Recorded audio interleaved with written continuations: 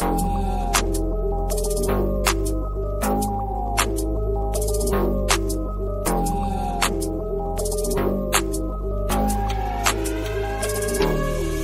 buenos días, estimados estudiantes del aula 22M del turno mañana del Centro Preuniversitario de la Universidad Nacional Mayor de San Marcos. ¿Qué tal, jóvenes? Espero que hayan tenido una semana reparadora de descanso, ¿sí?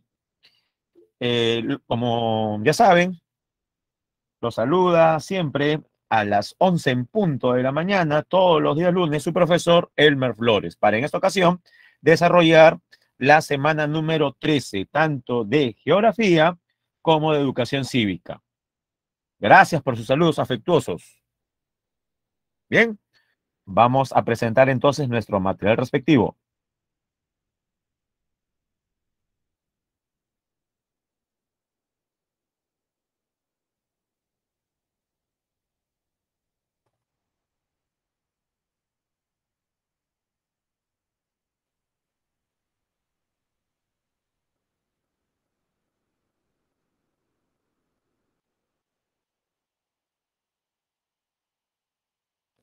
Muy bien. Un favor, me confirman si aparece en su pantalla la diapositiva con el título Actividades Económicas 1. ¿Sale? Agricultura, ganadería, pesca y minería. Excelente, Ángel. Muy bien, Shari. Gracias.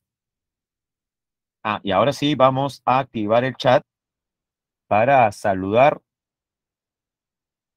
El primer saludo de agosto de esta segunda parte del ciclo fue de Marlene. Buenos días, señorita Marlene.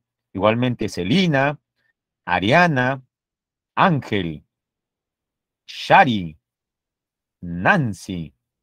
Y por intermedio de Nancy, Milagros, que nos saluda justamente ahora, hacemos extensivo a todos los demás compañeros, ¿no? Los demás estudiantes que están en el salón. Muy bien, jóvenes, ya sabe el tema. Si dice actividades económicas 1, es porque habrá segunda parte. Segunda parte, sí. Estas 2 semanas, la 3 y la 14 en geografía, el tema común es geografía económica. ¿Qué estudia la geografía económica? Bueno, como indica su nombre, es la rama de la geografía humana que estudia las actividades productivas realizadas por el ser humano. ¿Qué actividades, profesor? Actividades por las cuales se aprovechan recursos brindados por la naturaleza para lograr la satisfacción de diferentes necesidades. La geografía económica, entonces, en síntesis, estudia a las actividades económicas. Estas actividades se agrupan en ¿cuántos sectores, jóvenes? Esa pregunta es sencilla. Correcto, Celina. En 3. No lo olviden, ¿ah? Son 3 sectores de nombres fáciles de recordar. ¿Cómo se llama el primer sector?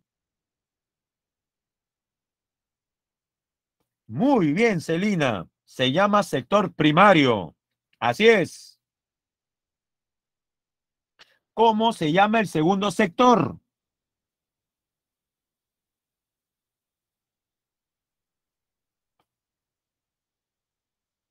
Excelente, Celina. Se llama sector secundario. Y sí, ya me imagino los envidiosos. Pues, profe, no se pase. O sea, el primero se llama primario.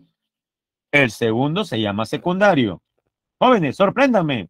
¿Y cómo se llama el tercero? Bueno, antes que pregunte, Celina ya lo había escrito. Terciario. ¿Qué? ¿Así nomás, profesor? Primario, secundario y terciario. Así, jóvenes. Es bien sencillo. No se puede equivocar.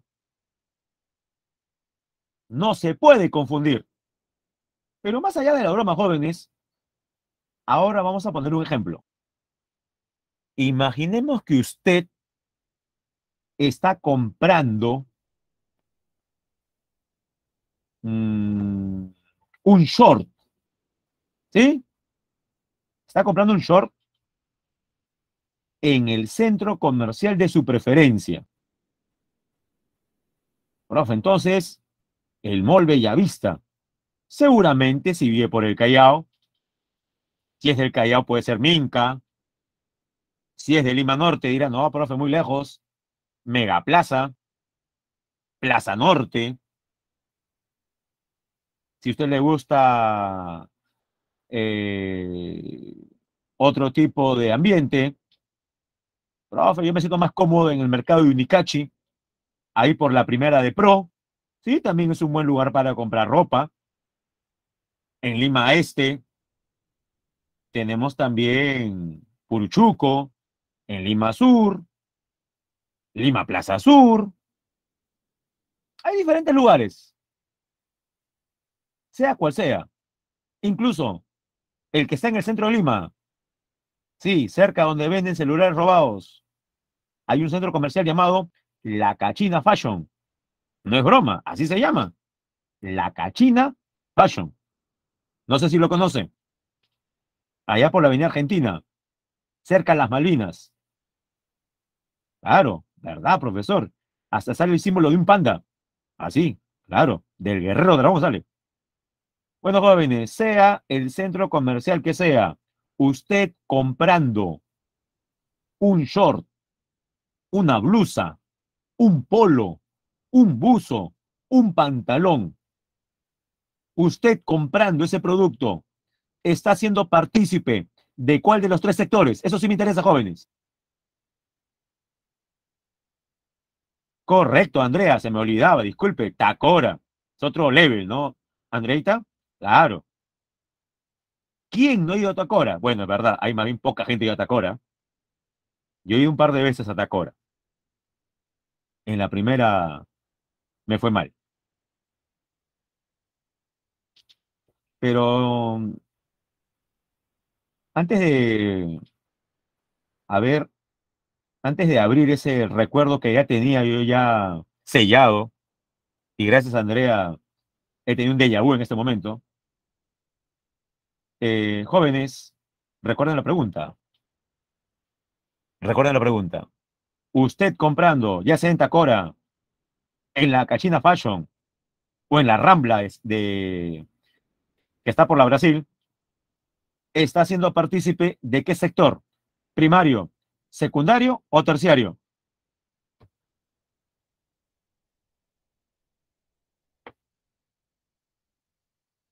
Ángel dice primario, ajá. Celina terciario, va 1-1. ¿Más respuestas? Esperamos un par de respuestas más. Andrea terciario, va 2-1.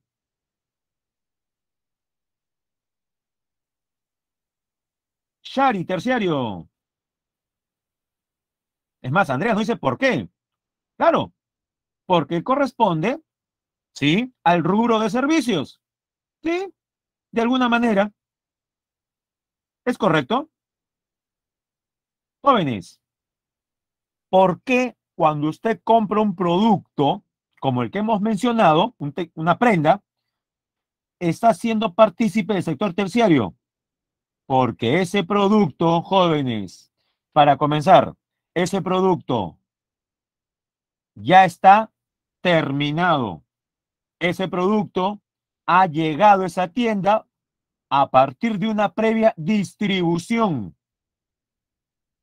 Entonces, el sector que distribuye los productos ya procesados, ya elaborados, ya fabricados, es el sector último, el sector terciario, el que distribuye, gracias a una actividad llamada comercio. Dígame, ¿esto último se ha entendido? Por supuesto. Muy bien. Ahora cambio la pregunta. ¿Esa prenda ha sido fabricada en esa misma tienda? ¿Qué dice? ¿Esa prenda ha sido fabricada en la misma tienda? No, salvo que sea Gamarra, ¿no? Hay excepciones. Sí, profe, puede ser un taller de Gamarra. Ahí sí. Pero no todas las tiendas son como talleres de Gamarra. Por eso mencioné un centro comercial típico. Entonces, hay un lugar previo de donde viene ese pantalón, que se llama fábrica, ¿correcto? Jóvenes, esa fábrica representa ¿qué sector? ¿Primario, secundario o terciario? Correcto, Celina. La fábrica es el mejor exponente del sector secundario. ¿Por qué? Porque es el sector secundario el que se encarga de la transformación. Profe, ¿qué se transforma? A ver, dígame, si el producto final es un pantalón, ¿cuál será la materia prima transformada que deriva en pantalón? Algodón, por lo general algodón. Muy bien. Y seamos todavía mucho más específicos. ¿Qué tipo de industria sería esto? No es láctea, no es metalúrgica, no es petroquímica. ¿Cómo se llama la industria que transforme el algodón en pantalón? Industria textil. Muy bien. La industria textil. Pero recuerde que también existen otros tipos de industrias. Por ejemplo, la que transforma la leche en yogur, ¿qué industria sería? Láctea. O si gusta, lechera. La que procesa el cobre recién salido de la mina en cobre refinado, ¿qué industria es? Industria metalúrgica. O la que transforma el hierro en acero. Ahí sí, milagritos. Vuelvo a escribir. ¿Qué industria sería esa? El hierro en acero. Industria siderúrgica. Ejemplo, Sider Perú, Aceros Arequipa. Profe, ¿y de eso lo haremos el día de hoy? No, de eso lo haremos la próxima semana. ¿Por qué? Porque como son tres sectores, y les dije yo que los tres sectores los desarrollaremos en 2 semanas, entonces hoy solamente veremos un sector, el primario. En la semana 14, el próximo lunes, veremos 2 sectores, el secundario y el terciario. Pero sigo preguntando y siempre en retroceso. Profe, ¿cómo en retroceso? Porque comencé con un ejemplo de usted comprando en un centro comercial. Luego le mencioné de dónde venía ese pantalón y usted me dijo de una fábrica textil que corresponde al sector secundario. Ahora sigo preguntando, ¿y el algodón que fue transformado en esa fábrica fue cultivado en la misma fábrica? ¿Qué dicen? Desde luego que no. Ese algodón, ¿de dónde viene? De la chacra, del campo. Es decir, el algodón ha sido cosechado gracias a qué actividad. No es industria, no es comercio. ¿Cómo se llama la actividad que nos proporciona esta materia prima llamada algodón? Correcto, Milagros. Esta actividad se llama agricultura. Y como la agricultura nos proporciona esta materia prima, la agricultura es una actividad ¿de qué sector? ¿Primario, secundario o terciario? Primario. Entonces, ya sabe que la agricultura no solamente pertenece al sector primario porque es primera, sino porque proporciona materias primas. Materias primas que serán luego ¿qué?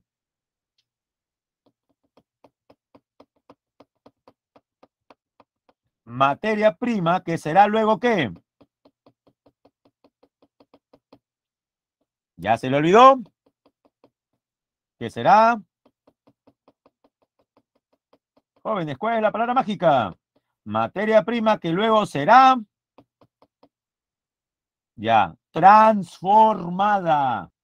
Materia prima que será transformada. ¿Transformada por qué sector?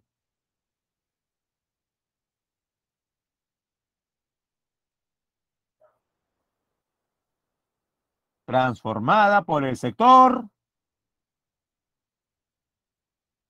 Si comenzamos con el sector primario, ¿qué viene, jóvenes? ¿Cómo se llama el sector que transforma? El sector secundario, muy bien. Y luego de la fabricación del bien, este será distribuido. En la distribución nos referimos a qué sector? Terciario. ¿Qué actividad? El comercio. Bueno, jóvenes, dígame la verdad. Con el ejemplo primero de la prenda textil y luego del yogur. ¿Se ha entendido?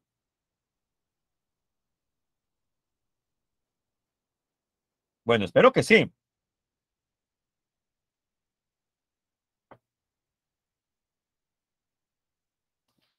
¿O quiere uno más? ¿Uno más? Ya, uno más. Mm, ya. Usted yendo al mercado de su barrio. Por ejemplo, yo, el mercado de Condevilla, aquí en San Martín de Porres. ¿Comprando qué? Bueno, uno de los productos que en los últimos meses se ha elevado hasta las nubes. Y más aún por la guerra allá en Europa Oriental entre Ucrania y Rusia. ¿Qué producto, profesor? El aceite vegetal. Cada uno tiene su marca preferida, ¿sí? No me diga nombres para no ser publicidad gratuita, pero usted tiene una marca ahí preferida. Sí, profe, con esas las papas salen excelentes, doraditas. Sí, es verdad. Eh, usted comprando en el mercado una botella de litro de aceite vegetal. Ya, usted comprando ese producto está siendo parte de qué sector, primario, secundario o terciario. Muy bien, terciario porque está comprando comercio. Esa, esa botella con aceite vegetal ha sido producida, fabricada, envasada, ¿en qué tipo de lugar? Sería, profe, en una fábrica, obviamente, claro. Esa fábrica corresponde a qué sector? Secundario, correcto. Muy bien, ¿ah? Secundario. Pero no es industria textil, tampoco láctea o lechera, menos metalúrgica o siderúrgica. A ver, ¿cómo se llama la industria que procesa algunos cultivos que puede ser soya, olivo,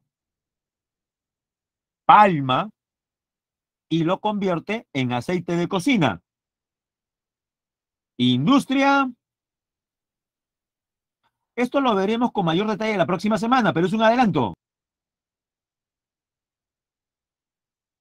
Si el producto es un aceite, ¿cuál es el prefijo para aceite? ¿Quién se recuerda?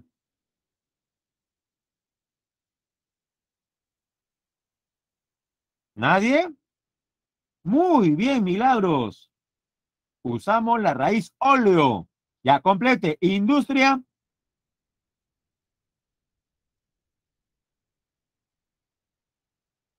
Milagros está más cerca. Industria. Ya, lo diré entonces. Industria. Muy bien, Andrea. Oleaginosa. Así es. Industria oleaginosa. La industria oleaginosa corresponde al sector secundario. Pero para que funcione, para que exista esa industria llamada oleaginosa, se requiere ¿de qué materias primas? Bueno, puede ser soya, puede ser olivo, puede ser palmito, etcétera. Jóvenes, ¿cómo se llama la actividad primaria que nos proporciona estas materias primas? Olivo, soya, maíz, caña,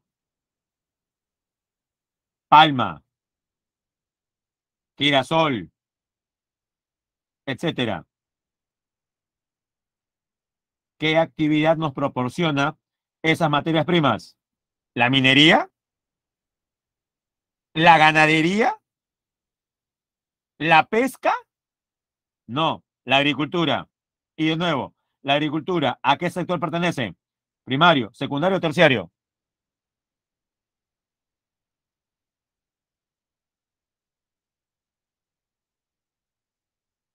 Primario, secundario o terciario.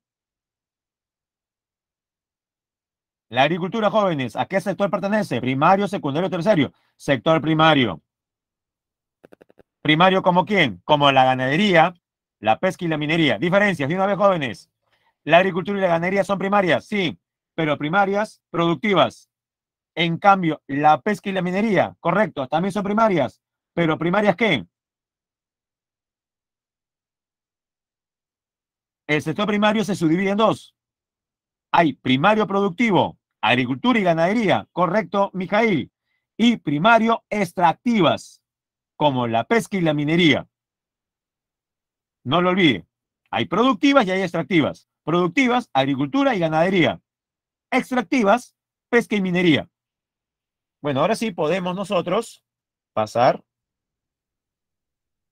a la siguiente diapositiva. Bueno, espero, jóvenes, que con los ejemplos del aceite vegetal, de los textiles, se haya entendido.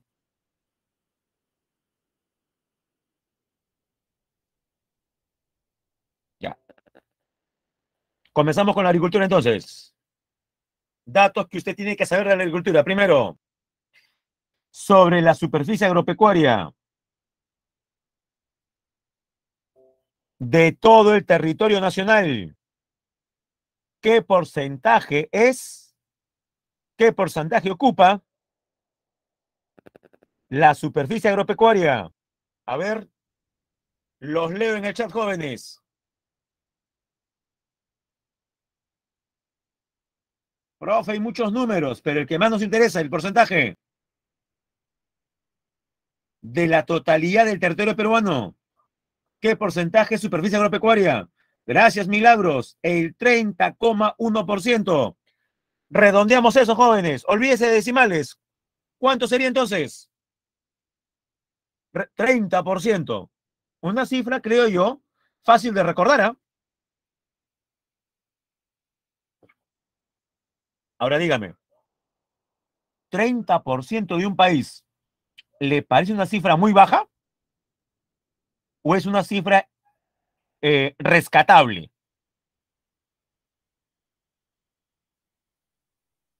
¿Le parece 30% una cifra muy baja?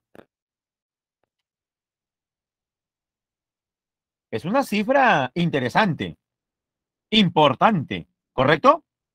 30% está bien, ya, pero cuidado, ese 30% tiene cultivos todo el año. Podemos afirmar que el 30% del Perú es superficie con cultivos para alimentar a todos los peruanos en el año. No, porque ese 30% es, no lo olvide, superficie agropecuaria. Es decir, no es solamente agrícola. Jóvenes, ¿qué significa pecuaria? El día que usted vea la palabra pecuario, pecuaria sola, hace referencia a la ganadería, a las zonas que usted destina para pastos que alimenten al ganado.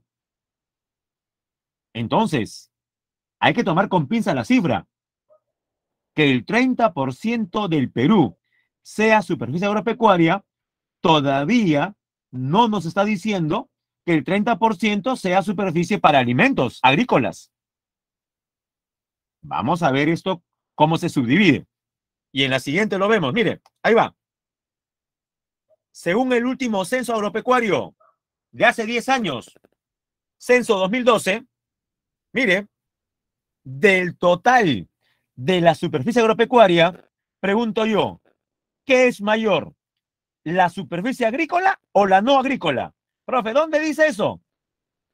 En el gráfico que está en la parte superior, en la circunferencia que está arriba. Mire el gráfico circular que está arriba. ¿Qué es mayor en la superficie agropecuaria? ¿Lo agrícola o lo no agrícola? Correcto, Ángel. Lo no agrícola. ¿Con cuánto? Con 81,5. Si la superficie no agrícola es 81,5, ¿cuánto será la agrícola? Lo que le falta para hacer 100. Restemos. Profe, no es necesario porque se puede leer. Lo digo porque hay algunos que no lo ven bien, pues. Como los números están en rojo y el fondo es verde, algunos no logran identificar los números. Pero repito, es la resta entre 100 y 81,5. ¿Cuánto sale, jóvenes? 100 menos 81,5. Los leo, rápido, jóvenes. 100 menos 81,5, gracias, Ángel. 18,5%. Ahora, cuidado. ¿Es correcto afirmar que el 18,5% del Perú es agrícola?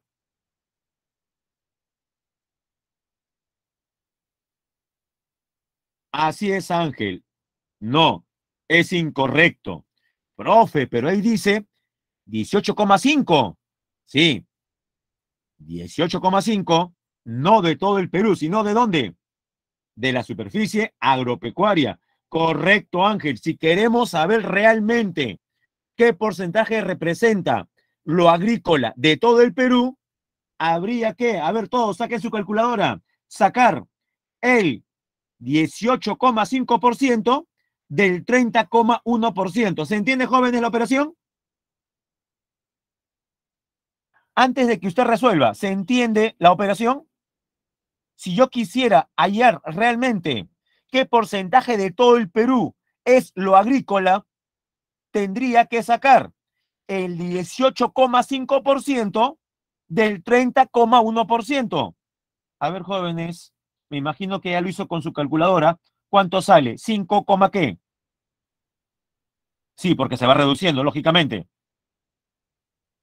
La superficie agrícola con respecto al Perú, ¿qué porcentaje ocupa? Las cifras ya les mencioné, solamente tiene que usar la calculadora. Gracias, Andrea. Sale 5,4. ¿Sí? ¿Estamos bien? 18,5% del 30,1%. Sale 5,4%. Ahora yo les pregunto a todos los presentes. ¿Y esa cifra? Ah, Andrea lo hizo con 18. A ver, Andreita, hágalo con 18,5 para que sea más exacto. Creo que sale 5,50 y tantos, ¿no? Ah, Andrea no usa calculadora. Ya, jóvenes, pero alguien que use calculadora del celular o de la laptop. Ah, a ver si salió. 5,55. ¿Qué es eso, profesor? Profe, eso no lo veo en la diapositiva. Sí, no está. Es lo que estamos hallando nosotros, pues. Esa es una cifra que nosotros estamos hallando. ¿Qué representa? Significa que de todo el Perú, solamente el 5,55% es agrícola. ¿Le parece esa una buena o mala noticia?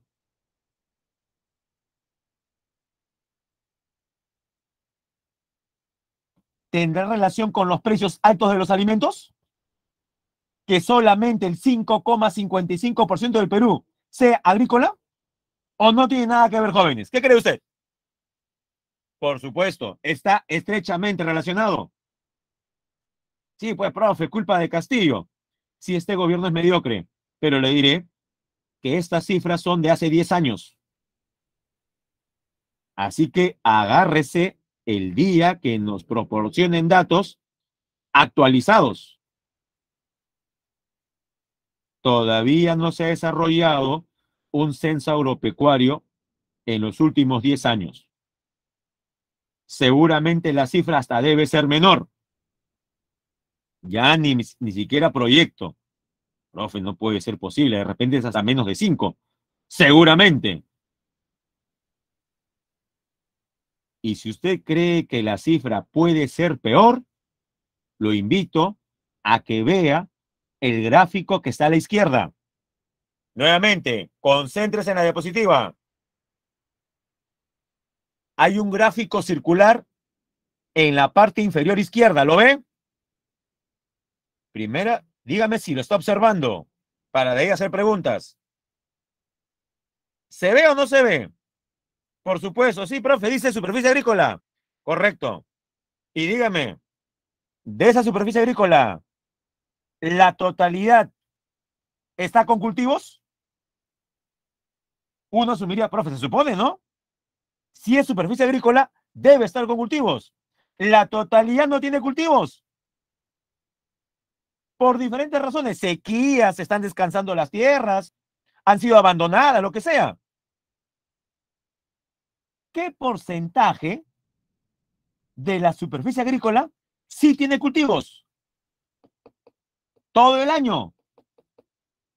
A ver, los que tienen vista del INSEE, ¿qué cifra sale? 50 y 58. Entonces, si queremos realmente saber cuánto es del Perú el porcentaje de superficie agrícola con cultivos todo el año que nos brindan alimentos a los peruanos, habría que sacar el 58% de lo que hayamos antes. 5,55%. Jóvenes, si a ustedes no les gustan mucho las matemáticas, me deben estar odiando, aunque son operaciones sencillas. Pero último ejercicio. ¿Cuánto es el 58% de 5,55%? A ver, rápido. Debe salir 3, algo. 58% de 5,55%. ¿Y sale cuánto, jóvenes? A ver, Ángel nos da la cifra. Sale 3,2. 3,2%. Antes de pasar a la siguiente diapositiva, ¿qué le parece la cifra? ¿Es o no para preocuparse? Que el 3,2% del Perú sea la ínfima cifra que corresponda a superficie cultivada permanentemente. Poco más del 3%.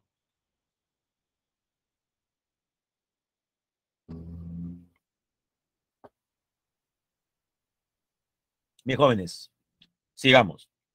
Pero dígame, yo sé que algunos se han aturdido con las cifras, pero en líneas generales, se ha entendido el drama que vivimos con respecto a seguridad alimentaria. Sí, porque al final usted se puede olvidar de los porcentajes, pero lo que interesa es que se entienda el mensaje final. ¿Somos una potencia agrícola a nivel mundial? ¿O siquiera a nivel regional, tipo Argentina o Brasil? No lo somos, es más, distamos mucho de ello.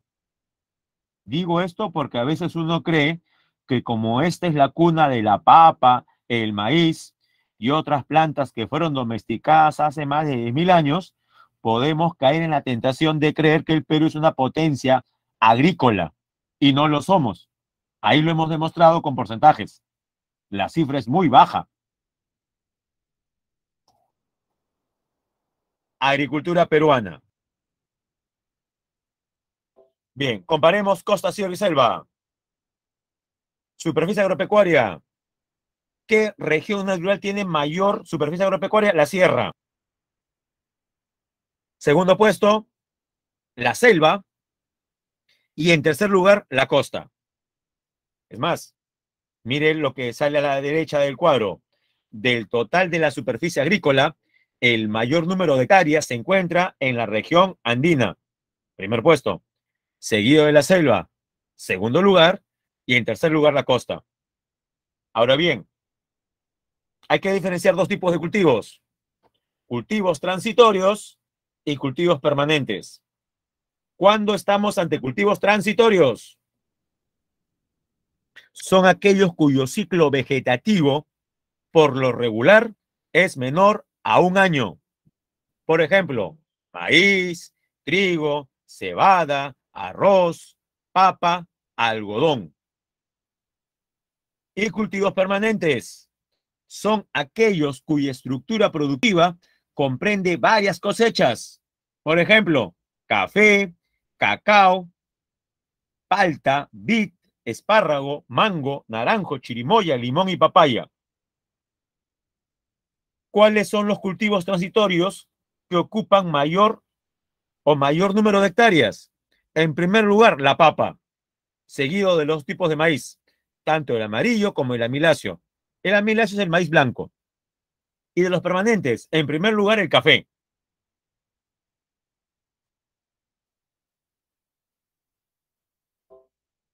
Productores agropecuarios. Primer puesto, veamos el cuadro del costado o el resumen del cuadro que está al costado. El mayor número de productores agropecuarios están ubicados en la sierra, con el 63,9%.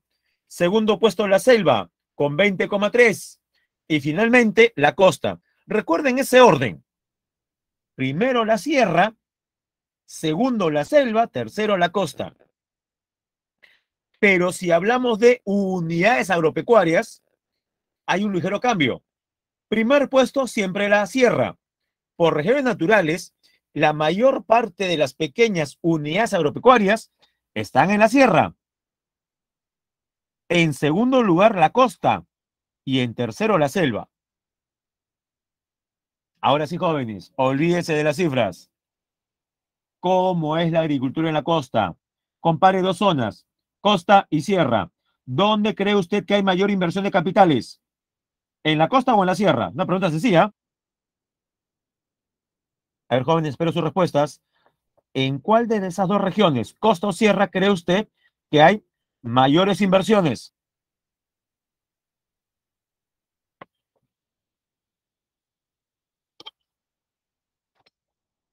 Los leo, jóvenes. Claro, en la costa.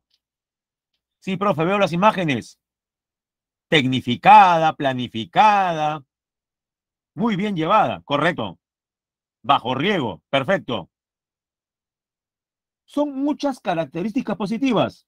Ya, hay una palabra que engloba todo eso, jóvenes. ¿Cuál es? Cuando usted quiera sintetizar la agricultura de la costa, hay una palabra que engloba todo eso. ¿Saben cuál es? Intensiva. ¿Cómo es la agricultura en la costa? Principalmente intensiva. ¿Qué significa intensiva?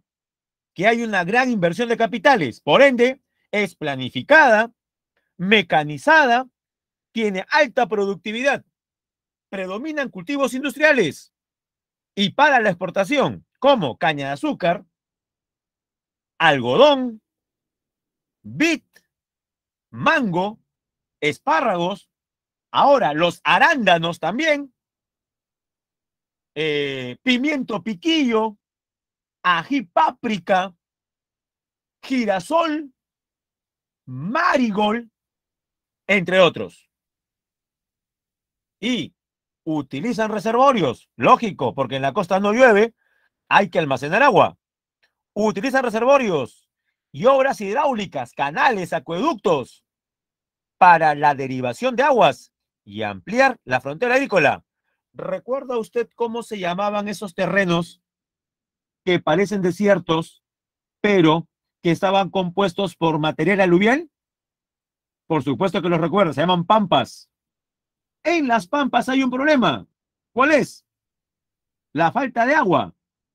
Pero gracias a proyectos como Olmos, en Lambayeque, el más grande, Chinecas en Ancash, Chavimochic en La Libertad o Majesigos en Arequipa, estos terrenos eriazos han sido convertidos en zonas de agroexportación.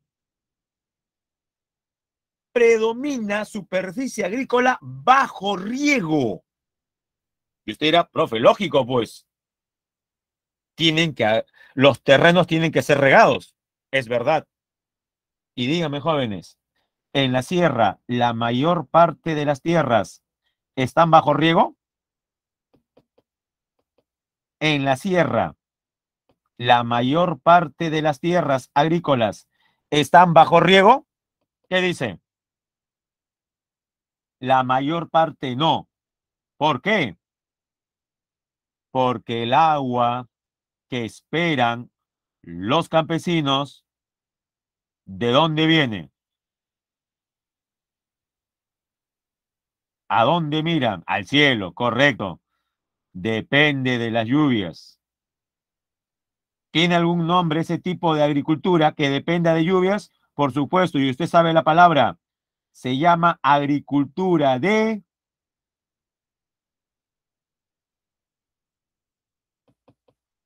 Me imagino que alguno de ustedes sí sabe la palabra. Muy bien, Carmencita. De secano, así se llama. Aquella agricultura, aquellas tierras agrícolas que dependen de la lluvia, se le llama de secano.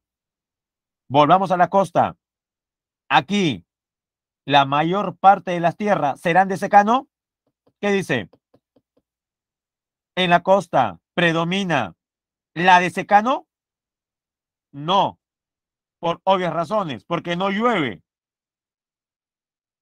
o llueve poco. Por eso es que en la costa predomina la superficie bajo riego. ¿Qué más? Genera divisas. ¿Por qué la agricultura costeña genera divisas? Porque se orienta a la exportación. El Perú exporta arándanos, el Perú exporta espárragos, el Perú exporta mangos y a cambio ¿qué recibe? Dólares, euros. La entrada, estos ingresos generados por la exportación, ¿cómo se llaman? Divisas. Y por último, la agricultura costeña está expuesta a ¿qué proceso de degradación? La desertificación por malas prácticas agropecuarias. Mencióneme algunas malas prácticas que desertifican los suelos en la costa. Esto ya lo vimos hace como 4 semanas, jóvenes. Así que está en condiciones de decirme al menos una mala práctica. Dígame una práctica que desertifique los suelos en la costa. Una nada más de las tantas.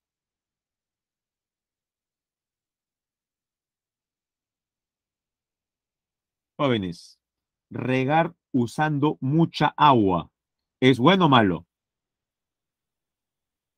Inundar el terreno. Es malo, profe, pero es agüita. Sí, pero en exceso es malo, porque el agua se empantana y eso permite luego que las sales afloren. Resultado, salinización. Y la salinización, pregunto, ¿resta o aumenta nutrientes al suelo? La salinización resta. Y si resta nutrientes, ¿ante qué proceso estamos? Ante la desertificación. Correcto. Otra mala práctica, el sobrepastoreo. Otra mala práctica, la tala y el retiro de cobertura vegetal que permite la erosión tanto del viento como del agua. Hay varias, jóvenes. Hay varias. O el uso excesivo de ¿qué? De sustancias químicas. Todos los ejemplos mencionados restan nutrientes a los suelos, o sea, lo desertifican. No lo olvide. Prosigamos. Jóvenes, está fácil. Si le dije yo que en la costa predomina la agricultura intensiva, Escríbalo. ¿Qué agricultura predomina en la sierra? ¿Cuál es el término inverso a intensiva? Correcto, Ángel Raúl. Extensiva, profe, pero ¿qué significa eso? Extensiva. Significa que el apoyo financiero es prácticamente inexistente. Características. Predomina una agricultura extensiva, es decir, limitada y tradicional. Cuenta con escaso apoyo financiero. Cuenta con escaso apoyo financiero. Privado o estatal. Se usan tierras de secano. Usted ya sabe que son tierras de secano. 62%. Pero también es de regadío. 38%. En algunos valles interandinos, en algunos, como por ejemplo el Valle del Mantaro, se practica la agricultura intensiva, destacando papa, maíz, cebolla. ¿Qué problemas se enfrentan los agricultores en la sierra? La falta de lluvias como consecuencia del fenómeno del Niño. Curioso, ¿no? Como le dije, el Niño hace que la costa, que no es lluviosa, lo sea, y hace que la sierra, especialmente sur, que espera las lluvias, no las tenga. Genera sequías, o mejor dicho, enfrenta sequías, y también en los meses de junio, julio, las heladas. ¿Cuáles son las más perniciosas? Las que queman el cultivo, las heladas negras. Y si en la costa predomina lo intensivo, en la sierra lo extensivo, ¿cómo es en la selva? Depende. Si es selva alta, se practica una agricultura intensiva. ¿Dónde? En los valles longitudinales, tipo el Valle del Guayaga, Alto Mayo, la Convención en Cusco, Chanchamayo en Junín. Produce café, cacao, té, hoja de coca, tabaco, palma aceitera, paltas y frutas en general.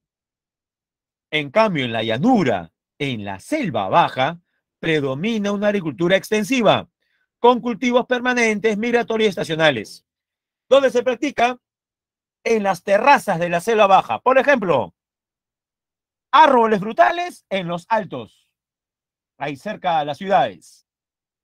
Arroz y yuca más abajo, en las restingas y en los barriales. Bueno, en los barriales especialmente arroz. Bien, y dígame, ¿cree usted que la ganadería se desarrolle de manera muy distinta a la agricultura? Y la respuesta es no. Jóvenes, si ha estado atento, va a poder responder estas preguntas sobre ganadería. Está sencillo, ¿eh? A ver, presten atención. Jóvenes, estimados estudiantes, en la costa, ¿qué tipo de ganadería predomina? ¿Intensiva o extensiva? En la costa, ¿qué ganadería predomina? ¿Intensiva o extensiva? Recuerde, le dije el dato. Sigue los principios de la agricultura. Es común copiar y pegar. Gracias, Nancy. Gracias, Ángel. En la costa predomina la ganadería intensiva. Es decir, predominan razas criollas o razas selectas. Selectas, como las Holstein en el caso de vacunos. Sigo preguntando. ¿Y en la sierra qué predomina? ¿La ganadería intensiva o extensiva? Extensiva. Correcto. ¿Y en la selva? Depende. Lo mismo. En la selva alta. En la selva alta, ganadería intensiva. Y en la baja, extensiva. Bueno, más datos sobre la ganadería en el Perú. La ganadería consiste en la crianza, selección y reproducción de las especies animales para el consumo humano, pero también como materia prima para la industria y como fuerza de trabajo. Según resultados del último censo agropecuario, tenemos sector vacuno, predomina la raza criolla. Profe, ¿cómo es criolla? Ya, criolla es de baja producción de carne, de baja producción de leche. No son como las Holstein, no son como las Brown Swiss, cariñosamente llamadas por algunos ganado que, aunque de cariñoso no suena nada, pero bueno, yo sé que usted sabe, al ganado criollo también se le llama ganado, ya le digo dos letras con las cuales comienza, CH. ¿Cómo le decimos a ese ganado, a esos especímenes?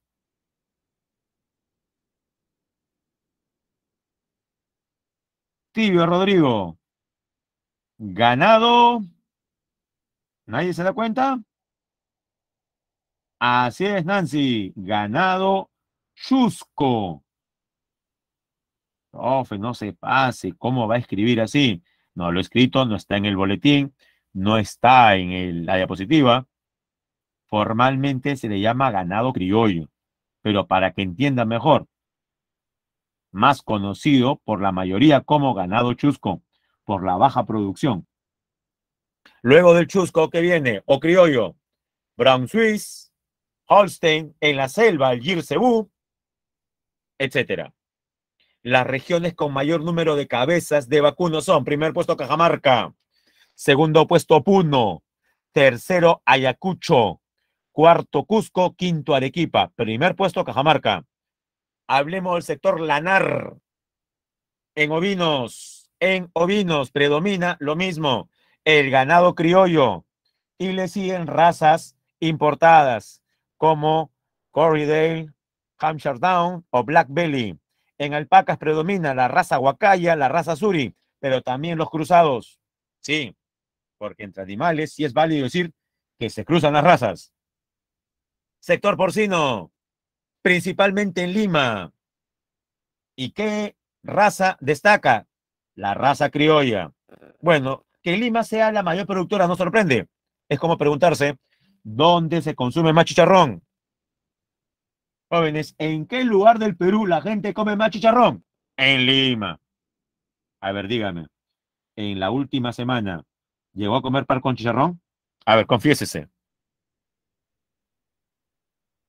El pan con chicharrón es uno de esos desayunos que uno no se los... Claro, sí, profe, media hora desayunando. Más salchicha guachana, café bien pasado, tamal con chancho. Hay algunos que dicen, profe, ¿verdad? En esta última semana de vacaciones he subido 3 kilos, profe. Puede ser, ¿ah? Muy bien. Responsable, el chanchito. Y la última, ¿dónde se consume más pollito a la brasa? ¿En qué lugar del Perú se come más pollo a la brasa? ¿En Huancayo? ¿En Iquitos? ¿En Huaraz? ¿En Piura? ¿En Puno? No. ¿En dónde? Bueno, ¿en qué ciudad usted encuentra cada cuadra o media cuadra pollería y encima chifa incluido? En Lima. Primer puesto en producción de pollos de engorde, Lima. Muy bien, jóvenes. Vamos a nuestro receso, siendo las 11:55. Nos volvemos a ver a las 12:10. Pasaré lista. Bien, con su permiso, nos vemos en 15, 14 minutos.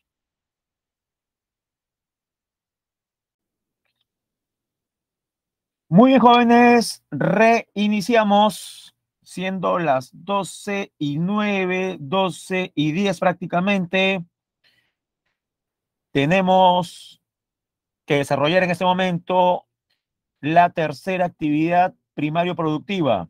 Sí, la tercera, porque ya mencionamos los datos más importantes sobre la agricultura y la ganadería. Una tercera actividad primario productiva es la acuicultura, que no debe confundir con la pesca. Acuicultura y pesca son actividades distintas. La pesca es extractiva, la acuicultura es productiva. ¿Y de qué se ocupa la acuicultura? Veamos. Es la actividad que consiste en el cultivo y producción de especies acuáticas como peces, moluscos, crustáceos y plantas. ¿Plantas, profesor? Algas. En ambientes hídricos que pueden ser naturales como los manglares o artificiales como los estanques o piscigranjas. En aguas marinas o continentales. Principales especies cultivadas en el Perú. Bueno, por zonas. En regiones altoandinas, la trucha arcoíris.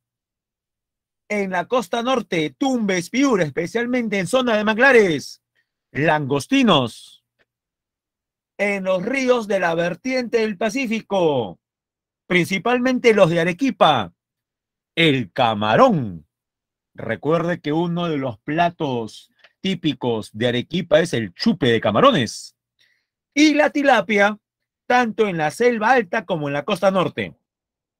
Ahí podemos ver algunas imágenes referidas a la acuicultura. La primera, vemos unas jaulas flotantes, ¿no? Correspondientes a criadero de truchas en lagunas altoandinas.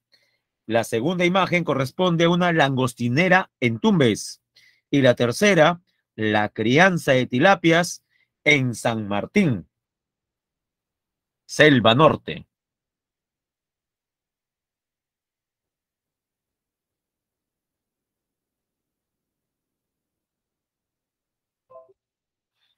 Ahora sí, jóvenes, hablaremos sobre las actividades primario extractivas. Comenzamos con la pesca, actividad económica extractiva que captura en su medio natural peces y otras especies acuáticas como crustáceos, moluscos, entre otros. La pesca marítima en el Perú se divide en dos: pesca artesanal o de menor escala y pesca industrial o de mayor escala. La artesanal se realiza en las 5 primeras millas, la industrial en las 195 millas restantes, es decir, de la milla número 5 a la milla número 200. La pesca artesanal, como indica su nombre, emplea embarcaciones de hasta 30 toneladas métricas de capacidad de bodega. La industrial, mayores a 30. En la pesca artesanal, los productos extraídos se destinan preferentemente al consumo humano directo. Subráyelo. Consumo humano directo. Profe, ¿qué significa eso? Eh, Como la propaganda que se suele hacer en algunas campañas. Del mar a la mesa. ¿Cómo así, profesor? El pescado fresco que usted consigue en el mercado. Consumo humano directo. Se entiende entonces que la pesca industrial sería más bien consumo humano indirecto. ¿Y por qué indirecto? Porque indirectamente llega a nosotros a través de la industria, que puede ser la de harina de pescado o la de conservas de pescado.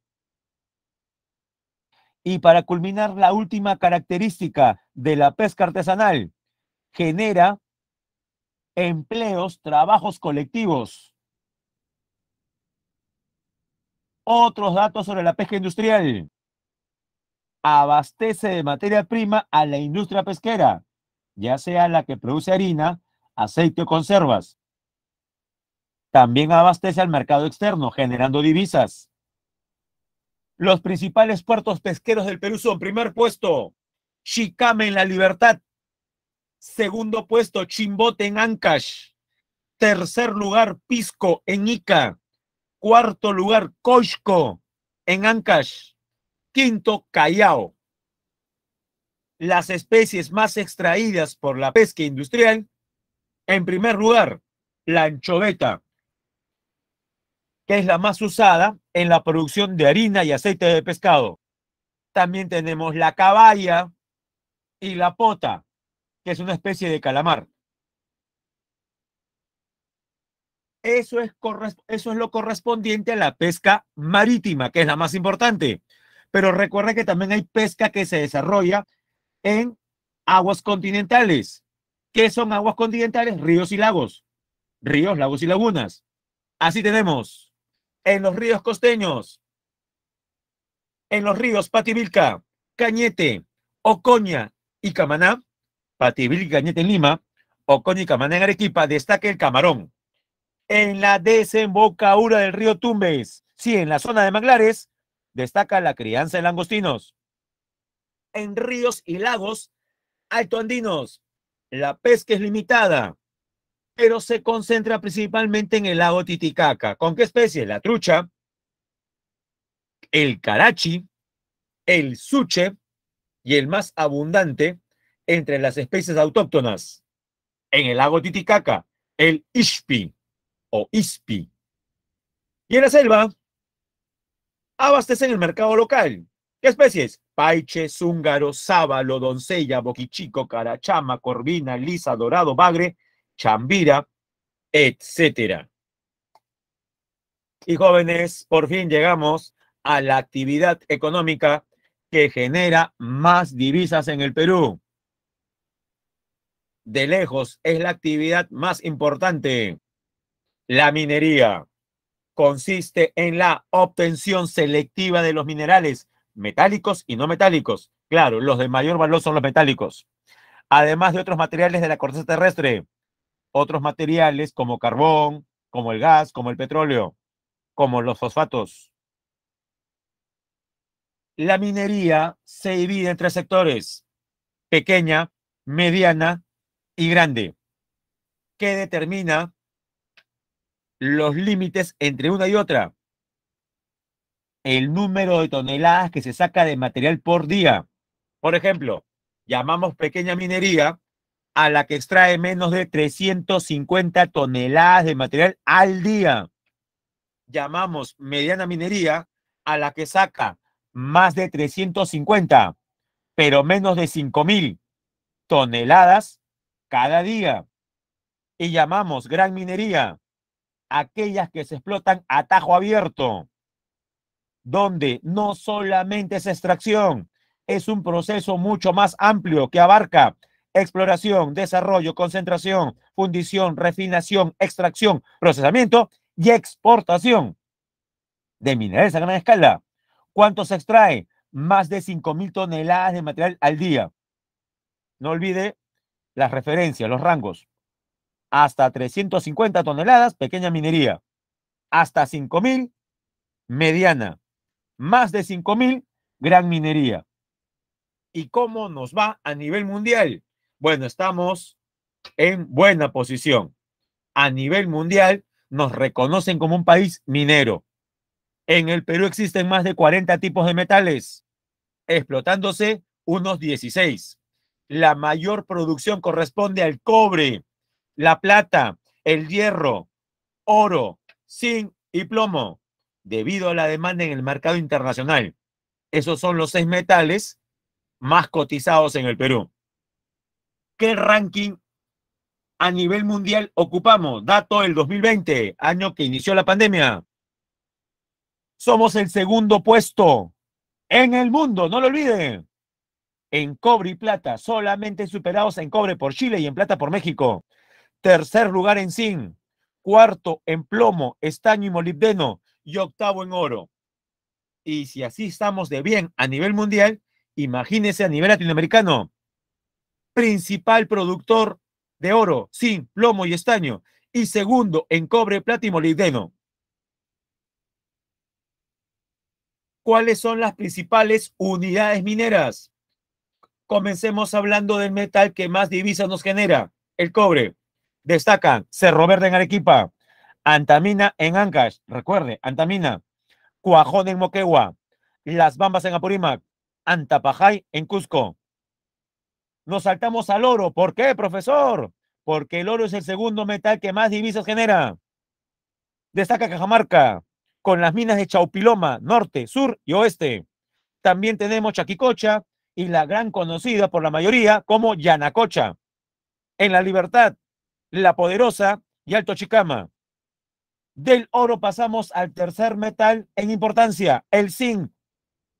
Destaca Antamina, sí, es la misma mina, Antamina, es polimetálica en Ancash, San Cristóbal en Junín, Animón en Pasco, Cerro Lindo en Ica. A nivel de plata, nuevamente Antamina, Uchuchajua en Lima, Arcata en Arequipa, Animón en Pasco, Payancate en Ayacucho. En estaño tenemos la mina puneña de San Rafael. En plomo destaca la región Pasco con las unidades mineras de Animón, Colquijirca, Milpo, Atacocha. En Lima tenemos Raura.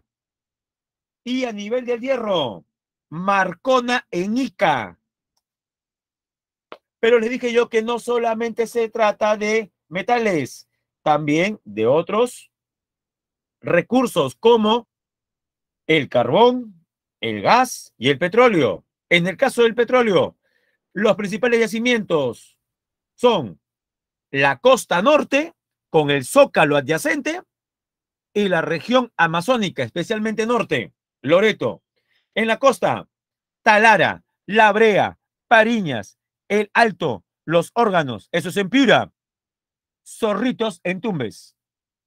Pero más petróleo en el subsuelo lo encontramos en la selva norte, Loreto, con yacimientos como Aguas Calientes, Capaguari, Intutu, Chivillacu, Pabayacu. Y para unir las dos principales zonas petrolíferas del Perú, la selva norte, Loreto, y la costa norte, Piura principalmente, en los años 70 se construyó un gran elefante blanco, el oleoducto norperuano, que usted puede ver la ruta en el mapa. Hablemos del oleoducto principal. Inicia su recorrido en la estación 1, San José de Saramuro, Loreto, hasta la estación 5, punto de confluencia con el ramal del norte, y continúa su recorrido hasta Piura. ¿Qué zona? El puerto de Bayóvar, cruzando antes los Andes, incluso el Abra de Porcuya. Recorre 5 departamentos entonces: Loreto, Amazonas, Cajamarca, Lambayeque y Piura, el oleoducto norperuano. Pero lo mismo ocurre con nuestra principal reserva de gas, Camisea, se encuentra en Cusco. Desde Camisea, selva de Cusco, mire el mapa, tenemos dos ductos, uno que transporta líquidos y otro que transporta propiamente el gas. Recorre también 5 departamentos: Cusco, Ayacucho, Huancavelica, Ica y Lima. ¿Cómo se llama la infraestructura? Gasoducto. No lo olvide, inicia en Camisea, termina en Lima, Callao. Pero aparte de Camisea también tenemos Aguaití en Ucayali, Quinteroni y Sagari. ¿Dónde? En Junín, Ucayali y Cusco. Un área tripartita. Y Talara en el norte del Perú, Piura. Impacto de la minería en la economía peruana es gravitante, jóvenes. El sector minero es el principal aportante al total de exportaciones nacionales.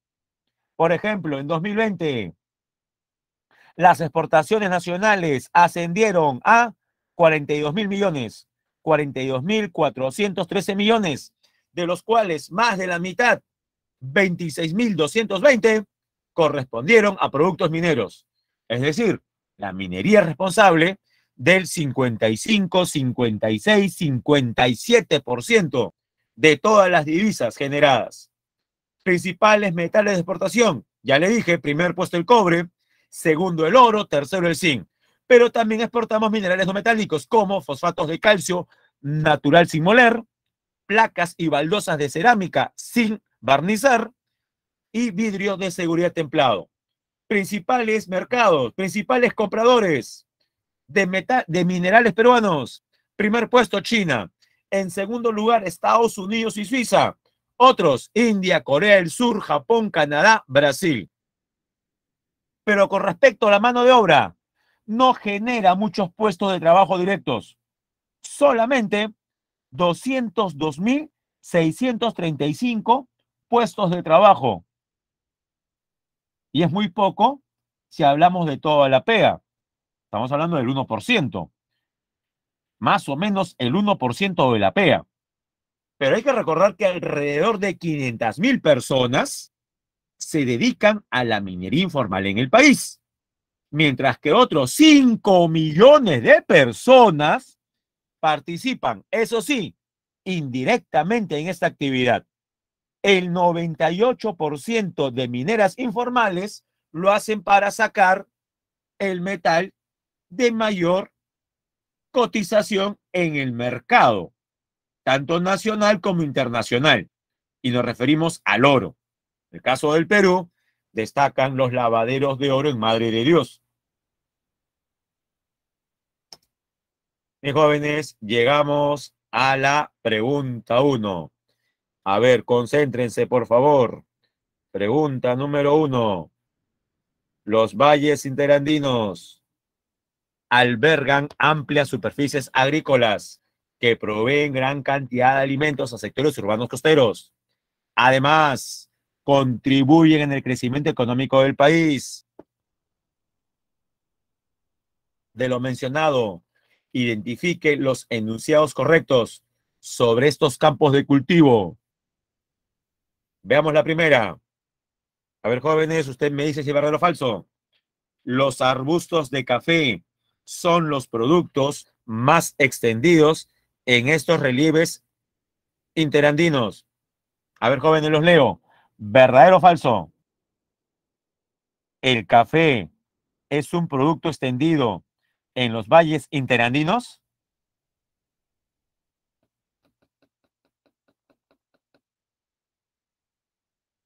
Esperamos su respuesta, si no, no avanzamos, ¿ah? Eso es, claro, recontra falso. Café es de la selva, ceja de selva, zona montañosa pero boscosa. Muy bien, la segunda dice, las tierras agrícolas son aprovechadas únicamente de forma extensiva, solamente de forma extensiva. ¿Verdadero o falso? Falso, porque también existen casos de agricultura intensiva. 3. En algunos de los valles interandinos predominan los cultivos de papa, maíz y cebolla. Verdadero. Y 4. El trabajo en estos suelos demanda una importante fuerza laboral local. Jóvenes, en la sierra, todavía la agricultura es la principal fuente de empleo. Eso es correcto. Entonces, jóvenes, ¿hay clave o no hay clave? Por supuesto, la C. 3 y 4. Muy bien, sigamos. Para que se luzca. Tenemos a la izquierda las especies que son cultivadas, que son criadas por la acuicultura. Tilapia, ¿dónde? Estanques de tierra no revestidos en Piura. Trucha, ¿dónde? Jaulas flotantes instaladas en lagunas altoandinas. Boquichico, especie amazónica, ¿dónde? Albercas de reproducción en la ciudad de Iquitos. Y 4, camarón de río, amplias zonas de crianza en la cuenca del río Majes, Arequipa. Muy bien. En la 2, también es la C. 3. En noviembre del 2021, hace 8 meses nada más, la producción del sector pesca, ¿qué digo 8? 9 meses. La producción del sector pesca de origen marítimo presentó un crecimiento debido al mayor desembarque de especies para el consumo humano indirecto. De lo descrito, determine el valor de verdad de los siguientes anuncios relativos a este tipo de pesca de altura. Ya, jóvenes, primero identifiquemos. ¿De qué pesca hacen referencia en la pregunta? ¿De la pesca artesanal o de la pesca industrial? Primero eso. La pregunta 3 es relativa a qué tipo de pesca, a la industrial, porque dice consumo humano indirecto, o sea, a través de la industria. Además, al final dice pesca de altura. Entonces, si es pesca industrial, veamos cada una. 1. En romanos, las especies marinas como el jurel y la caballa son las de mayor extracción. ¿Verdadero o falso? en la pesca industrial son el jurel y la caballa, falso, es la anchoveta. Es la anchoveta. 2. Este tipo de pesca emplea embarcaciones de mayor capacidad de bodega. Verdadero. Más de 30 toneladas. 3. Lo extraído promueve una mayor comercialización de harina de aceite de pescado. Verdadero. Y 4. La extracción de peces se realiza en las primeras 5 millas marinas. Falso. Las primeras 5 son para pesca artesanal. Las restantes para industrial. Jóvenes, entonces, ¿hay o no hay clave? Por supuesto. Falso, verdadero, verdadero, falso. La B de barcos. Y la última. El potencial geológico de nuestro país proyecta que el sector minero continúe siendo una de las bases de nuestro crecimiento económico. Sin embargo, no debemos descuidar el problema generado por la minería ilegal a la sociedad y al ambiente. De lo descrito, identifiquen la alternativa correcta relativa a esta problemática, o sea, a la minería ilegal. ¿Cuál sería la clave correcta en relación a la minería ilegal en el Perú? Es más, le dije que es muy común en Madre de Dios. ¿Cuál de las 4 claves tiene que ver con Madre de Dios? ¿La C o la B? Por ahí alguien creo que puso la C, ¿ah? La búsqueda de recursos cupríferos. ¿Se arriesgarán para sacar cobre? ¿Cuánto cobre se puede sacar de los ríos? La verdad que no mucho, ¿ah? Si se arriesgan es para sacar oro. La clave es la letra B, la instalación de lavaderos de oro en diferentes vertientes, especialmente en la cuenca del río Madre de Dios. Muy bien, 4, marcamos la B. Si no logró copiar, ahí están las claves, 1C, 2C, 3B y 4B. Voy a dejar de compartir.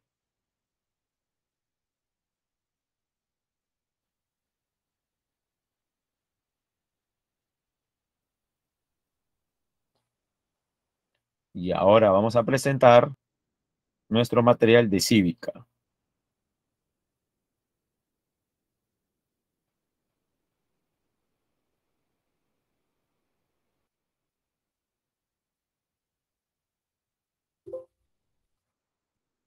Por favor, como siempre, me confirma si se está observando la primera diapositiva titulada Poder Ejecutivo. Estructura, Presidente de la República. Gracias. Correcto. ¿Se ve entonces? Les recuerdo que la semana pasada vimos el primer poder del Estado, es decir, el poder legislativo, con sus funciones más importantes. Hoy desarrollaremos el poder ejecutivo, que mucha gente cree que solamente se trata de hablar del presidente. Claro, el presidente es el cargo más importante de este poder, pero hay que recordar también que tenemos otras instituciones. ¿Cómo? A ver, veamos.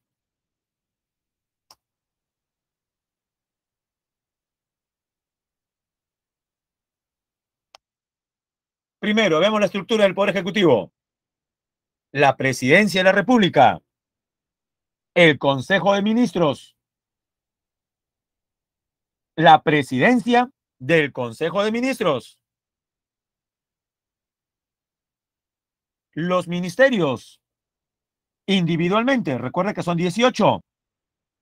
Y también es importante mencionar las entidades públicas del Poder Ejecutivo. ¿Será entidades? Claro. Recuerda cuando vimos el tema de contaminación y recursos naturales que les mencioné la importante labor que realiza el MINAM.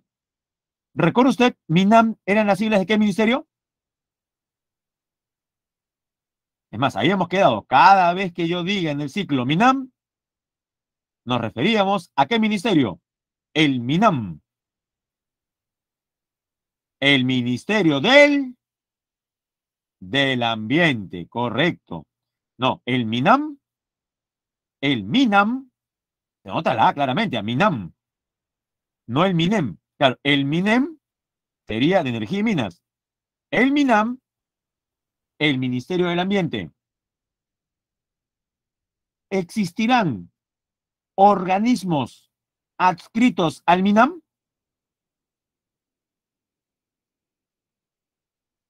¿Ya se olvidó? Claro que existen. Ejemplo, ¿cómo se llama el organismo que se encarga, por ejemplo, de los reportes meteorológicos?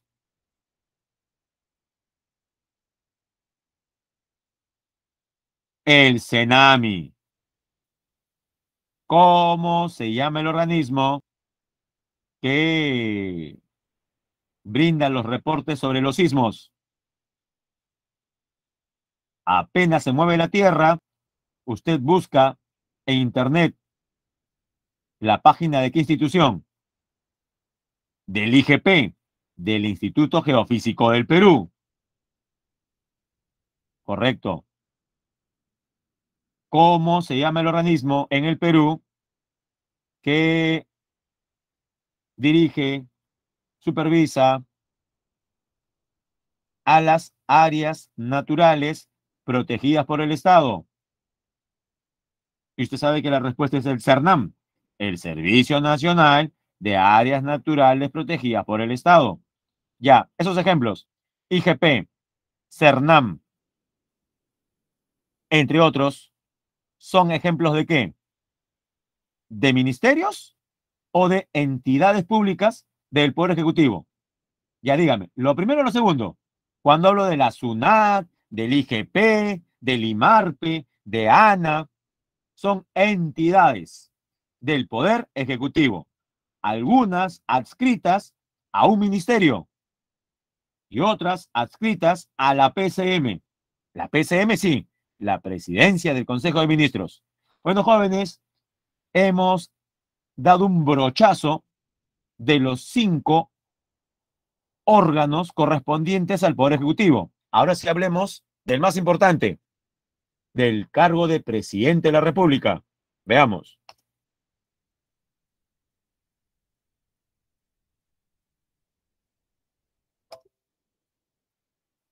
Ya, a ver. Si usted es de las personas que ha sido envenenada por los medios de comunicación y no sabe por qué, pero odia el personaje que sale en la foto, hemos colocado justamente su imagen porque es el actual mandatario. Pero los datos que vamos a dar corresponden en general al cargo, ¿correcto? Sí. El presidente de la República personifica a la nación, dirige y aprueba la política general del gobierno en su calidad del jefe del Poder Ejecutivo, es decir, jefe de gobierno. Requisitos para ser elegido presidente. Para ser elegido se requiere ser peruano por nacimiento, tener más de 35 años y gozar del derecho al sufragio, o sea, no tener impedimento legal. Es elegido por sufragio directo al obtener más de la mitad de los votos. A eso que usted llama primera vuelta. Pero dígame, en las últimas elecciones, por lo menos las 5 últimas, ¿el presidente llegó al cargo al ganar en primera vuelta? No. Una de las características de las elecciones en el Perú de las últimas décadas es que al no obtener uno de los candidatos más del 50%, finalmente se produce la llamada segunda vuelta entre los dos candidatos que alcanzaron mayor votación. Y ahora usted sabe que en realidad en segunda vuelta, más que votar a favor de, la gente vota en contra de o elige entre los dos el que considera el mal menor. Yo soy de la idea que habría que hacer una reforma electoral al respecto, porque no nos está funcionando esta forma de elegir presidentes en segunda vuelta. Pero bueno, como decía, es elegido por sufragio directo al obtener más de la mitad de votos. Si ninguno de los candidatos obtiene esa mayoría absoluta, se procede a una segunda elección, que llamamos segunda vuelta, entre los dos más votados. El mandato es de 5 años, sin reelección inmediata. Ahora le pongo otro ejemplo de la coyuntura. Jóvenes, vamos a suponer que se cumple el sueño de muchas personas. ¿Cuál, profesor? Aparecen las pruebas contundentes que demuestran que nuestro actual presidente es un incapaz moral y por ende el Pleno en votación decide su vacancia. Para ello, por las pruebas contundentes, muchos que no votaban a favor de la vacancia, ahora sí lo van a hacer. Y se me ocurre, con una contundente votación de 100 a favor de la vacancia, el señor Pedro Castillo es vacado. Pregunto yo, si es vacado, según nuestra Constitución, ¿quién asume? Está fácil la pregunta, jóvenes, ¿ah? Cuando el presidente es vacado, ¿quién asume? El primer vicepresidente, que en este caso es la única, porque la fórmula presidencial del señor Castillo está con una patita coja. ¿Cómo así, profesor? Es que se supone que debieron haber dos vicepresidentes. Al final se inhabilitó la segunda vicepresidencia. Por eso tenemos solamente una persona ejerciendo o que puede ejercer la vicepresidencia. Sería la señora Dina Boluarte. Pero usted también ha escuchado que la señora Dina Boluarte también tiene acusaciones por doble funcionalidad. Entonces, ¿qué pasaría si también se destituye de ese cargo a la señora Boluarte? Pregunto, no hay presidente porque ha sido vacado, no hay vicepresidenta porque ha sido destituida, inhabilitada. En esos casos, ¿quién asume?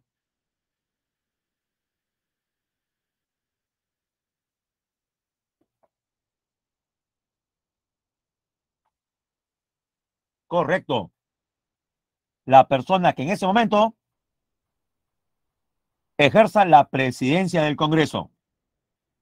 Pero cuando es el presidente o presidenta del Congreso quien asume, asume para completar los años que quedan.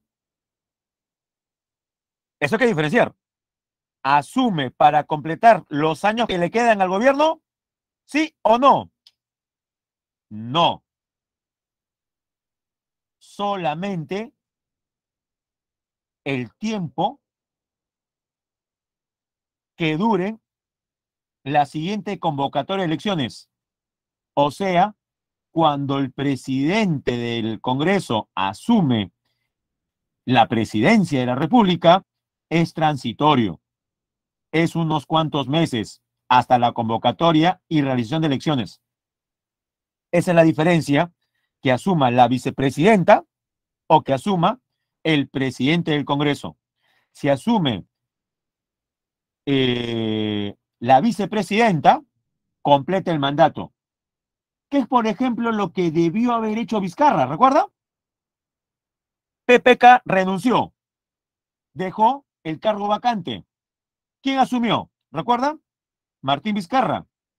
Martín Vizcarra asumió la presidencia para convocar elecciones o para completar el mandato, jóvenes. Esto está fresco nada más. Cuando Martín Vizcarra asume la presidencia, ¿lo hace para convocar elecciones o para completar el mandato? ¿Ya se olvidó ya? Martín Vizcarra asumió la presidencia para completar los 5 años. La pregunta, ¿los completó?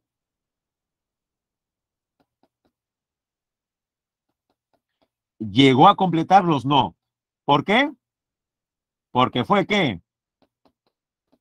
Porque fue vacado por el Congreso.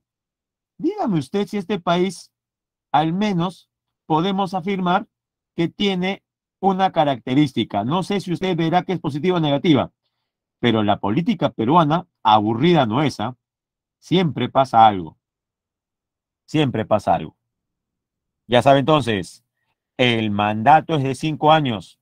Si el presidente en funciones es vacado o destituido, el vicepresidente o la vicepresidenta completa los 5 años.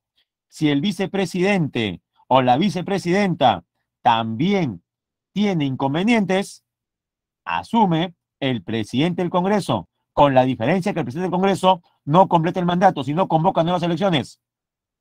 Y esto es importante. Cuando el presidente del Congreso convoca a nuevas elecciones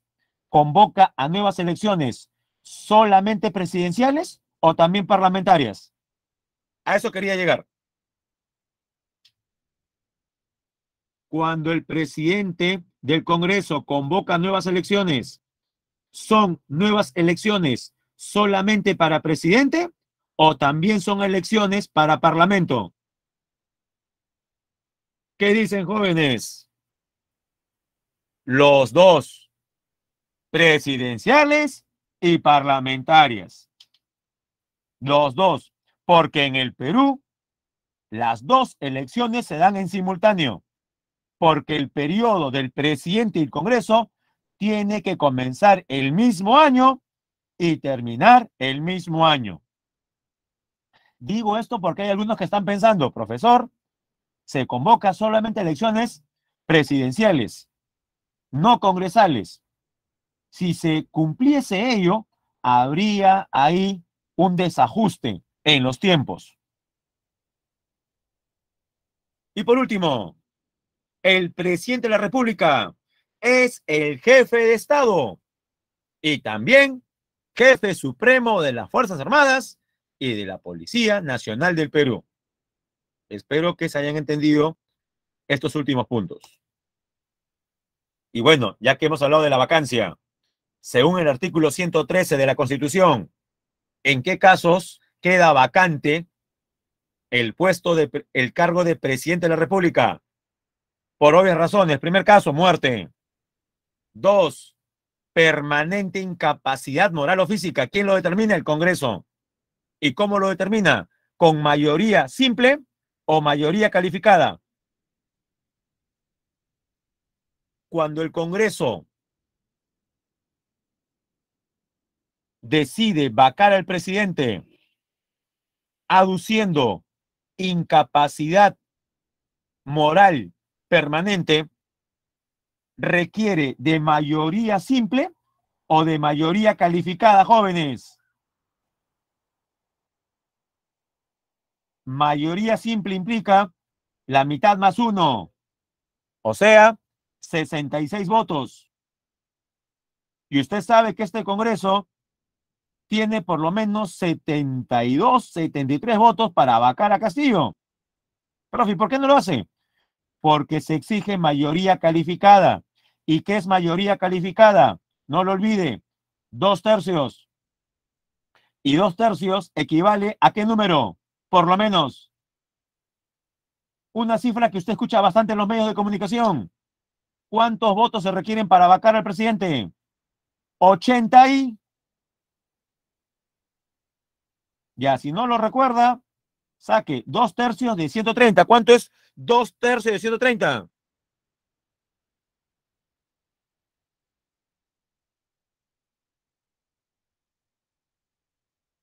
¿Nadie? ¿Muy difícil? ¿2/3 o un tercio? Creo que es un tercio, ¿ah? 2/3. Ah, ya, gracias, Milagros. 87. Se requieren como mínimo 87 votos para vacar al presidente. Bueno, si se va por el lado del Congreso. Profe, la tercera vía, lo que muchos le reclamaban antes de 28. Es más, muchos decían, profesor, de repente el presidente Castillo hace feliz a un montón de peruanos en su mensaje renunciando. Bueno, sabemos que no renunció y no creo que vaya a renunciar, ¿ah? La tercera es renuncia, como hizo PPK. Cuarta, salir del país sin permiso del Congreso o no regresar en el plazo fijado. Y quinta, por destitución. Profe, es entonces destitución, tras haber sido sancionado por alguna de las infracciones que aparecen en el artículo 117. ¿Y qué dice el artículo 117? A ver, veamos.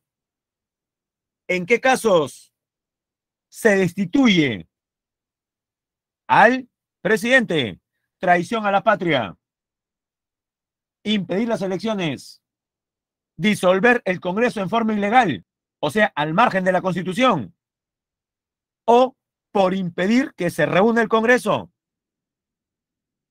impedir su funcionamiento, o si no es del Congreso, del Jurado Nacional de Elecciones o de los otros dos entes electorales, como RENIEC u OMPE. Ya, de lo que usted sabe, jóvenes.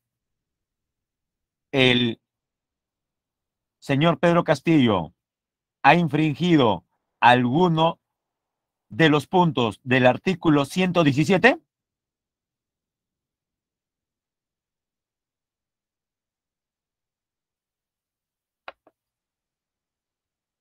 Usted dirá, profe, no creo, ¿ah? ¿Y qué opina de traición a la patria?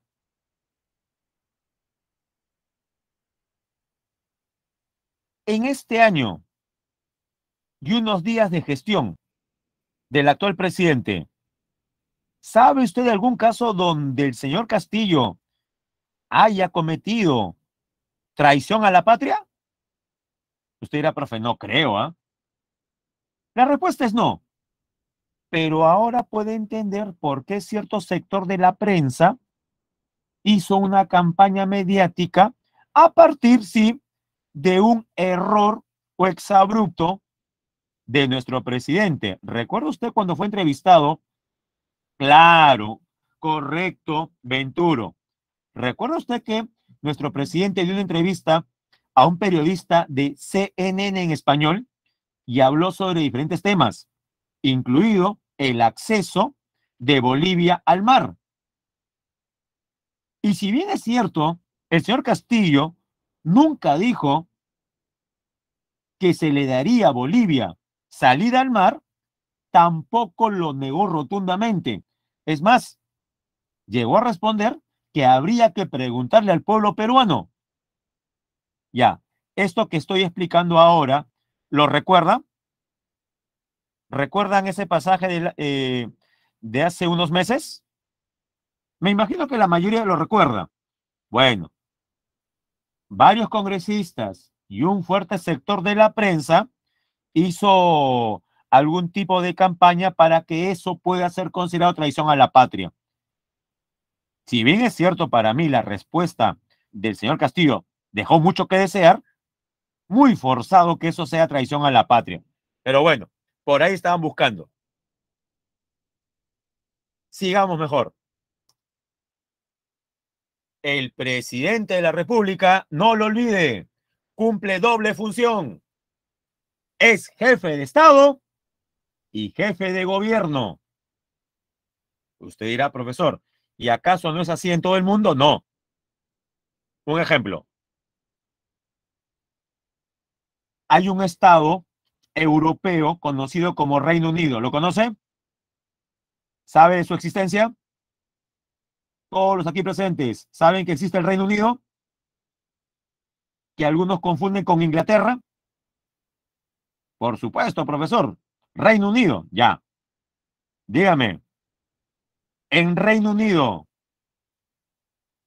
la jefatura de Estado y la jefatura de gobierno recae en la misma persona. En otras palabras, una misma persona en Reino Unido es a la vez jefe de Estado y jefe de gobierno. Espero su respuesta. ¿Sí o no, jóvenes? Rápido. No. Muy bien, Ángel. La respuesta es no. Como la respuesta es no, entonces sigue respondiendo. ¿Quién es jefe de Estado en Reino Unido? Le doy dos opciones. ¿El primer ministro o la reina? En Reino Unido, ¿quién es jefe de Estado?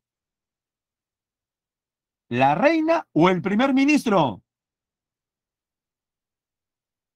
Y la respuesta es que en el Reino Unido, el jefe de Estado, o mejor dicho, la jefa de Estado es la reina Isabel II. Y si la reina es jefa de Estado, sigo preguntando, ¿quién es jefe de gobierno en el Reino Unido? Está fácil, ¿ah? Responda. ¿Quién es jefe de gobierno en el Reino Unido? Si no es la reina, ¿quién es? ¿Nadie? Ya lo dije. El primer ministro.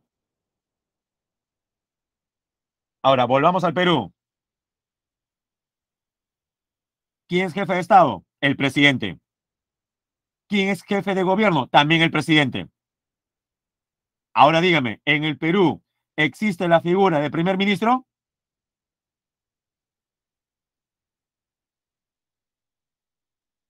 ¿En el Perú existe el cargo de primer ministro o de premier? Ya, les diré un dato que les va a llamar la atención. Agárrese. ¿Cuál, profe? En el Perú no existe ningún cargo que formalmente corresponda ni a premier ni a primer ministro.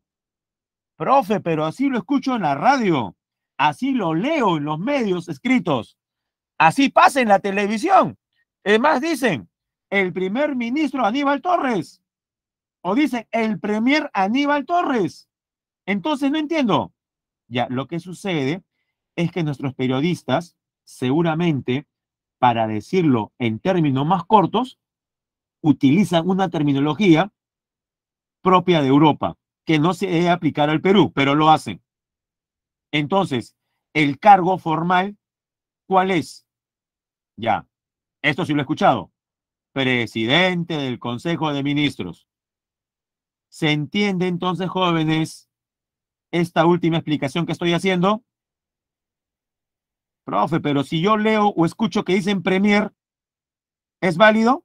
Bueno, para entenderlo sí, pero no existe en el Perú la figura de premier ni de primer ministro. Nuestros medios usan esos términos, es verdad, pero lo correcto es decir presidente del Consejo de Ministros. Dígame solamente esto último, ¿lo ha entendido? Bueno, si no lo entendió, tampoco hay tiempo para explicarle más, ¿eh? Ya nos quedan pocos minutos. Pero ustedes son inteligentes, son hábiles, ¿no? Y sí, veo que lo han entendido. Ya está. Ah, ahora entonces, el señor Aníbal Torres, presidente del Consejo de Ministros, ¿es jefe de gobierno? Eso sí me interesa. El señor Aníbal Torres, ¿es entonces jefe de gobierno? No, es el segundo del gobierno, porque el primero sigue siendo ¿quién? El presidente de la República. Profe, ¿y eso genera un problema? Bueno, muchos sostienen que lo ideal sería que en el Perú se haga lo mismo que en otros países, que para cada jefatura hayan diferentes personas, pero aquí todo se concentra en el presidente. Como jefe de Estado, ¿qué hace? A ver, lea conmigo. Cumplir y hacer cumplir la Constitución. Representar al Estado dentro y fuera del país. Velar por el orden interno y la seguridad exterior. Convocar elecciones. Dirigir la política exterior y las relaciones internacionales. Conceder indultos y conmutar penas. Cumplir y hacer cumplir las sentencias y resoluciones judiciales. Presidir el sistema de defensa nacional. Declarar la guerra y firmar la paz. Estas son funciones como jefe de Estado. Ahora, como jefe de gobierno, profe, pero no dice eso, pero es lo mismo. O sea, del poder, como jefe del poder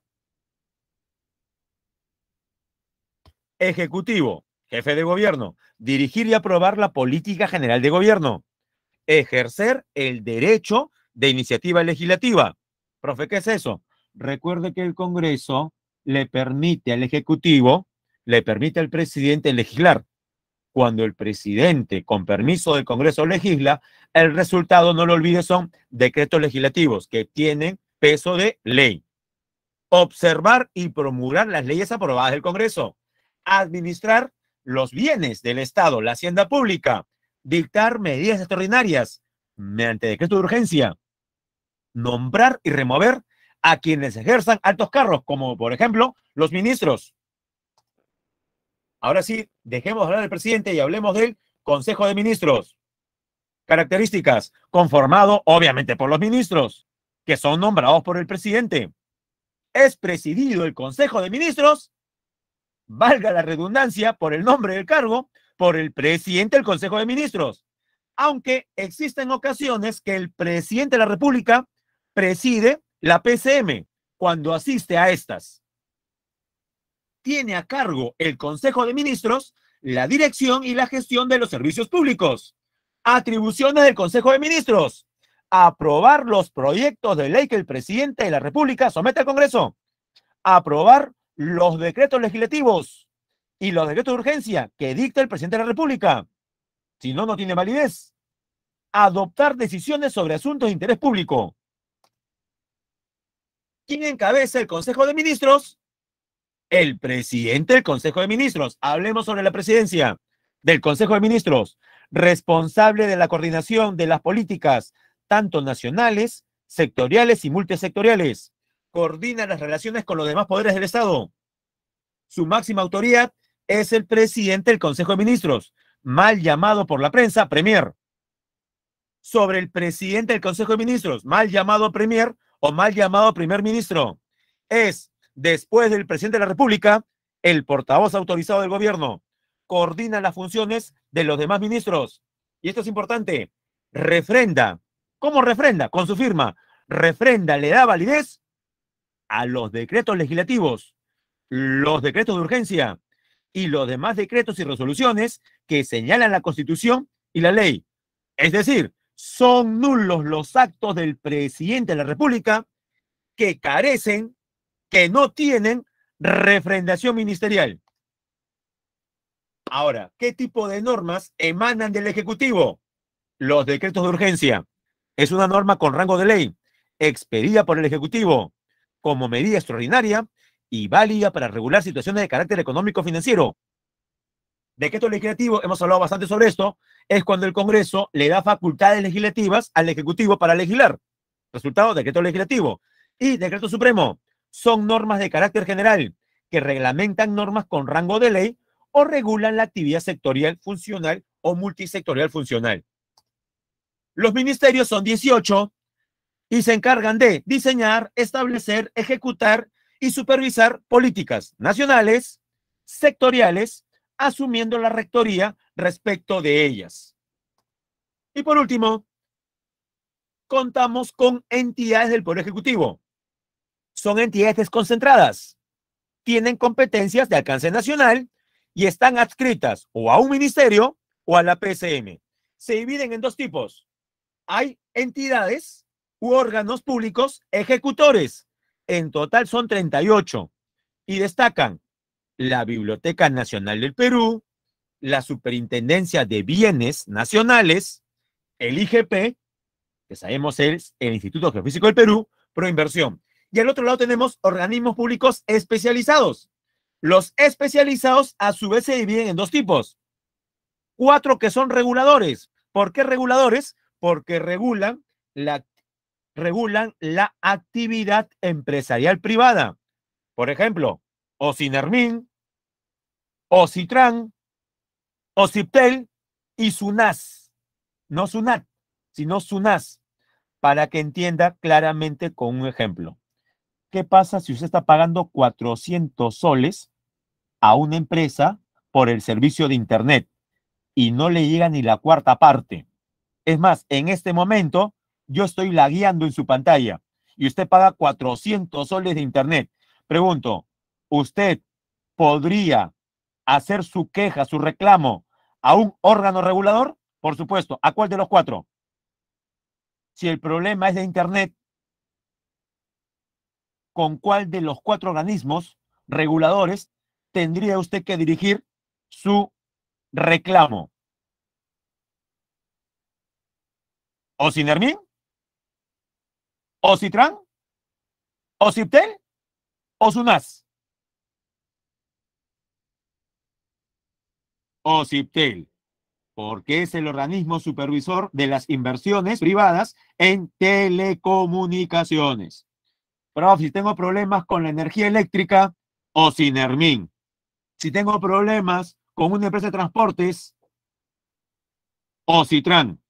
Y si tengo problemas con el abastecimiento de agua potable, SUNAS. Y también hay organismos técnicos especializados, como SUNAT, ANA, INEI y otros. Jóvenes, vamos a las preguntas. Ejercicio número 1. Mediante un decreto supremo emitido a inicios de este año, se convocó a elecciones regionales y municipales para el domingo 2 de octubre. No se olvide, hay elecciones el domingo 2 de octubre. De lo mencionado, identifique las alternativas correctas en referencia a la normativa en mención, o sea, al decreto supremo. ¿Y qué es lo correcto? 1. Fue promulgada por el mandatario en su función de jefe de Estado. Y 3. Debe contar con el refrendo, con la firma del presidente del Consejo de Ministros. En la 1 marcamos la B, 1 y 3. Vamos a la 2. Según nuestro ordenamiento jurídico, el presidente presenta dos tipos de funciones, jefe de gobierno y jefe de Estado. En relación al último, jefe de Estado, determina el valor de verdad. ¿Cuáles son funciones como jefe de Estado? Y sería 2 y 3. Conceder indultos y conmutar penas y convocar al Congreso a legislatura extraordinaria. Entonces sería la clave A, falso, verdadero, verdadero, falso. Profe, pero la 1 y la 4 también son funciones. Sí, pero como jefe de gobierno. En la 2 marcamos la A. 3. La clave sería la letra D, decretos de urgencia. Y la última, nos vamos, jóvenes. Relacione correctamente al ministerio con la función que realiza. Y la clave es 1C, 2D, 3A y 4B. ¿Hay clave? Por supuesto. La clave es la letra A. Si no logro copiar, ahí están las claves. 1B, 2A, 3D y 4A. Muy bien, jóvenes, hemos llegado a la parte final. Muchas gracias por su participación. Voy a dejar de compartir. Ya está. Y jóvenes, nos vemos entonces el próximo lunes, siempre a las 11 en punto de la mañana. Que le vaya muy bien el resto de la semana. Cuídese, abríguese. Siempre póngase a repasar y estudiar. Nos estamos viendo. Gracias nuevamente. Chao. Ah, que tenga un buen almuerzo también.